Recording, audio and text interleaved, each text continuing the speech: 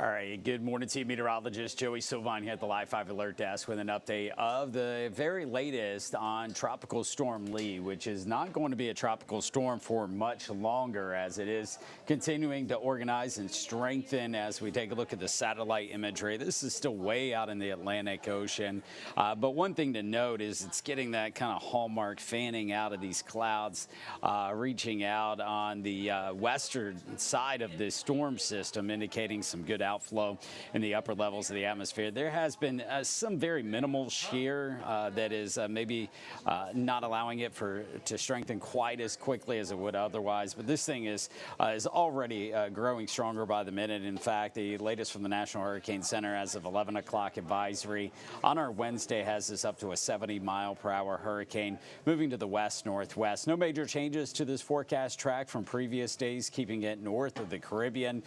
Forecast to become a major hurricane by the time we get probably into Friday. So this is going to be a quick acceleration between right now as a tropical storm and then within 36 hours as a major hurricane. Category 3 could approach Category 5 status at some point in time. But at that point in time, when it becomes that strong and develops an eye wall, goes through what we call eye wall replacement cycles. Essentially, the storm can only sustain itself at a certain strength for so long. So it goes through cycles where the eye wall kind of collapses and then a new one forms, and then so there's some fluctuations, some ebbs and flows of the strength as we look out towards the weekend and into early next week. But the general thought is this is going to stay as a major hurricane, an extremely strong hurricane for the next at least 5 to 7 days. Notice the forecast track takes it on the southern edge, pretty close to the U.S. Virgin Islands, Northern Lesser Antilles, Puerto Rico.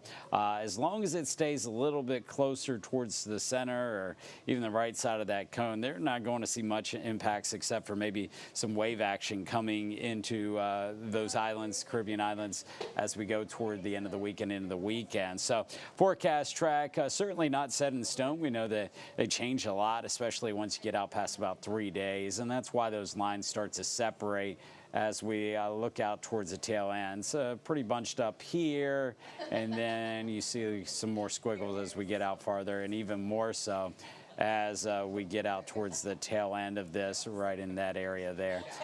So we'll continue to watch it, but right now of no significant concern to us. But anytime you're talking about a major hurricane in that location of the Atlantic, it definitely bears watching in case there's some significant changes to what is the previous which is the current forecast that we're seeing in models, which dips in a trough into the south. These high pressure would be to the north and east of the center, which would steer this storm to turn northward. Now, there may be an opening, actually a slightly higher risk of this storm getting pretty close to the New England coastline compared to the southeast coastline. So we'll see how all that plays out down the road, but that's getting out towards the end of next week.